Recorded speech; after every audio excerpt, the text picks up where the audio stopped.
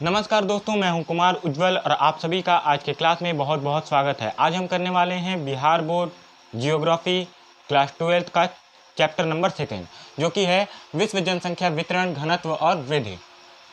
तो हम सबसे पहले बात करना चाहते हैं कि जनसंख्या अध्ययन की ज़रूरत क्या है। आप कभी भी जनसंख्या अध्ययन की बात आखिर करेंगे ही क्यों जानने की ज़रूरत है। तो आप सोचिए कि कोई भी अगर गवर्नमेंट जिसे यह पता नहीं हो कि उसके देश में कितनी जनसंख्या है, क्या वो कभी भी कोई बढ़िया डिसीजन ले पाएगा? क्या कोई भी वो क्षेत्र हो वो बढ़िया से डिसीजन नहीं ले पाएगा। आप भोजन की बात कर लीजिए या फिर कोई पॉलिसीज की बात कर लीजिए, कोई जॉब की बात कर लीजिए। अगर उसको पता ही नहीं है कि उसके देश में जनसंख्या कितनी है, वो कितना ज़्यादा जॉब क्रिएट कर पाएगा, वो कितना लोगों को भोजन उपलब्ध करा पाएगा। तो ये चीज़ें जो हैं ये बहुत बड़ा कारक हैं और इसीलिए जनसंख्या अध्ययन की ज़रूरत पड़ जाती है। जनसंख्या वितरण अब हम बात करते हैं। इसमें जॉर्ज बी क्रेसी का नाम सामने आता है, जो कि बोलते हैं एशिया में अधिक स्थानों पर कम लोग रहते हैं और कम स्थानों पर अधिक लोग रहते हैं। कहने का मतलब है कि एशिया में बहुत सारे ऐसे जगह हैं जहाँ पर एरिया तो छोटा है लेकिन जनसंख्या के मामले में बहुत ज़्यादा पॉपुलस है, बहुत ज़्यादा डेंस है, बहुत ज़्यादा जनसंख्या वहाँ पे एग्जिस्ट करती है। दूसरी तरफ 90% विश्व जनसंख्या धरती के 10% भूमि पर रहती है, यानी 90% बहुत बड़ा आंकड़ा है और मात्र 10% भूमि पर रहती है। तीसरा, विश्व के 60% लोग एशिया के 10 देशों में रहते हैं, यानी कि विश्व के 60% लोग जो हैं मात्र 10 देशों में रहते हैं। 10 देशों को अगर मिला दिया जाए तो 60% विश्व की जनसंख्या हो जाती है, और वो भी एशिया से।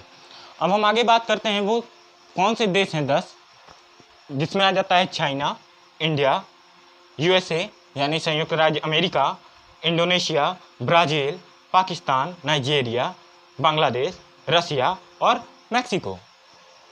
अब आगे हम बात करना चाहते हैं वितरण कारक। आखिर कौन से कारक हैं जो जनसंख्या को लेकर के महत्वपूर्ण भूमिका अदा करते हैं? तो वो भौगोलिक कारक हैं, आर्थिक कारक हैं और सामाजिक कारक हैं। भौगोलिक कारक यानी भौगोलिक रूप से कोई जो कारक है वो जनसंख्या को अफेक्ट कैसे करता है। जल की उपलब्धता, जल अगर किसी एरिया में ज़्यादा होगा, अगर अच्छे से मिल पाएगा, अच्छा जल होगा, स्वच्छ जल होगा, तो वहाँ पर जो पॉपुलेशन होगी ज़्यादा होगी। इसलिए ज़्यादा होगी क्योंकि पानी की ज़रूरत तो हर चीज़ के लिए ही है ना। तो इस तरह जल की उपलब्धता जो है भौगोलिक रूप से किसी जनसंख्या ज़्यादा जनसंख्या होगी या फिर कम जनसंख्या होगी, इस बात पर निर्भर करता है कि जल की उपलब्धता कैसी है। दूसरा, भू आकृति, अगर भूमि किस तरह की है वह भी सबसे बहुत बड़ा भूमिका अदा करता है। जैसे अगर पहाड़ी एरिया की बात कर लीजिए तो वो मैदानी एरियाज की तुलना में थोड़ा मुश्किल होता है वहाँ पर एग्जिस्ट कर पाना। तो इस तरह से हम यह पाते हैं कि भू आकृति भी जो है बहुत बड़ा कारक सामने आता है। आप डिजर्ट की बात कर लीजिए, आप मरुस्थल की बात कर लीजिए, वहाँ पर घर बना पाना संभव नहीं हो पाता है अच्छे से। तो इस तरह से भू आकृति जो है बहुत बड़ा कारक बन करके सामने आता है। जलवायु, जलवायु क्या है, जलवायु किस तरह से अफेक्ट करती है? तो अब इंसान को एग्जिस्ट करने के लिए, रहने के लिए इस तरीके के इन्वायरमेंट की ज़रूरत होती है, वातावरण की ज़रूरत होती है कि बहुत ज़्यादा गर्मी भी ना हो और बहुत ज़्यादा ठंड भी ना हो, यानी एक नॉर्मल जलवायु की ज़रूरत होती है। तो इस तरह से जलवायु जो है जनसंख्या के वितरण में एक कारक के रूप में सामने आता है। आप बात कर लीजिए हमारे ही देश के जम्मू कश्मीर की, तो जम्मू कश्मीर में बहुत ज़्यादा ठंड पड़ती है, तो बिहार और यूपी की तुलना में वहाँ पे जनसंख्या जो होगी कभी भी कम होगी।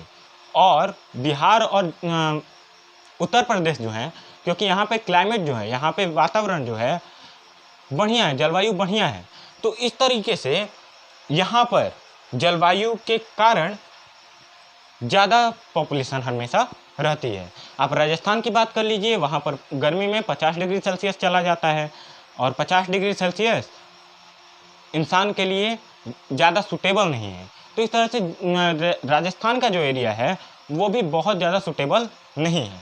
तो इस तरह से जलवायु जो है वो जनसंख्या के वितरण में महत्वपूर्ण भूमिका अदा करती है। अब मृदा की बात कर लेते हैं। अगर मिट्टी ज़्यादा उपजाऊ होगी तो वहाँ पे जनसंख्या भी क्या करेगी, अच्छे से एग्जिस्ट कर पाएगी। ज़्यादा उपजाऊ होगा, ज़्यादा खेती हो पाएगी, तो लोग भी वहाँ पे ज़्यादा अच्छे से रह पाएंगे। और अगर कोई एरिया में अगर मृदा अच्छी नहीं है, अगर वहाँ पे फसल बढ़िया नहीं हो पाती है, तो हर चीज़ महंगी होगी। हर चीज़ महंगी के साथ साथ कोई अगर वहाँ पे एग्जिस्ट नहीं कर पाता है मिट्टी को लेकर के, तो ये भी एक बहुत बड़ा कारक के रूप में सामने आता है कि जनसंख्या के वितरण के भौगोलिक कारक में मृदा भी शामिल हो जाता है इस तरह से। अब आर्थिक की हम बात कर लेते हैं। अब आर्थिक रूप से कौन से कारक हैं जो कि जनसंख्या को लेकर के प्रभाव डालते हैं, अफेक्ट करते हैं। तो खनिज की बात कर लीजिए। अगर कहीं भी कोई एरिया में अगर खनिज ज़्यादा अच्छे तरीके से मिल पाता है तो वहाँ पे ज़्यादा लेबर्स की संख्या होगी, ज़्यादा मजदूरों की संख्या होगी। ज़्यादा अगर मजदूरों की संख्या होगी, ज़्यादा इंजीनियर्स की अगर संख्या होगी, तो उनके रिलेटेड अगर फैमिली की जो नीड है उनको भी पूरा करने की ज़रूरत पड़ जाएगी। जैसे कोई अगर माइन है उस एरिया में, तो उतने लोगों के लिए डॉक्टर्स की ज़रूरत पड़ जाएगी, टीचर्स की ज़रूरत पड़ जाएगी। इस तरीके से करके वहाँ पे एक पूरा का पूरा सिस्टम डेवलप कर जाएगा। और इस तरह से जो खनिज है जनसंख्या को लेकर के महत्वपूर्ण भूमिका अदा कर देता है। नगरीकरण की बात कर लीजिए। नगरीकरण अगर किसी एरिया का अच्छे से हुआ है तो वहाँ पे ज़्यादा लोग भी एग्जिस्ट करेंगे, ज़्यादा लोग भी होंगे। क्यों होंगे? क्या आप दिल्ली की बात कर लीजिए। दिल्ली में हमारा एजुकेशन सिस्टम ज़्यादा अच्छा है, तो हर राज्य से, अधिकतर राज्यों से बच्चे दिल्ली में जा कर के शिफ्ट हो जाते हैं पढ़ाई के लिए। वहाँ पे मेडिकल फैसिलिटीज़ अच्छी हैं, तो अलग अलग राज्यों से लोग वहाँ पे मेडिकल के लिए जाते हैं। तो इस तरह से नगरीकरण भी जो है वो आर्थिक कारक है और जनसंख्या वितरण में महत्वपूर्ण भूमिका अदा करता है। अब औद्योगिकरण की बात कर लीजिए। अब कोई एरिया ऐसा है जिसमें फैक्ट्री लगी हुई हैं। अब अगर फैक्ट्री है तो वहाँ पे ज़्यादा रोजगार के संभावनाएं भी बढ़ जाती हैं, और अगर वहाँ पे अगर संभावना बढ़ जाएगी तो अलग अलग जगहों से लोग वहाँ पे चले आते हैं। और इस तरह से औद्योगिकरण भी जो है आर्थिक रूप से जनसंख्या वितरण का कारक बन जाता है।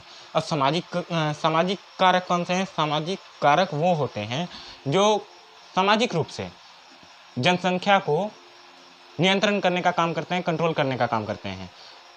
जैसे आप बात कर लीजिए हमारा बनारस का। बनारस हमारा एक धार्मिक स्थल है, और धार्मिक स्थल होने के कारण वो पॉपुलर है, बढ़िया जगह है, ज़्यादा लोग वहाँ पे घूमने के लिए आते हैं, रिलीजियस प्लेस है। तो इस तरह से धर्म स्थल है और इस कारण वहाँ पे लोगों की संख्या जो है ज़्यादा है। आप अजमेर शरीफ की बात कर लीजिए, आप देख पाएंगे कि धर्म स्थल किस तरह से रोल कर रहा है जनसंख्या के रहने के लिए, एग्जिस्ट करने के लिए।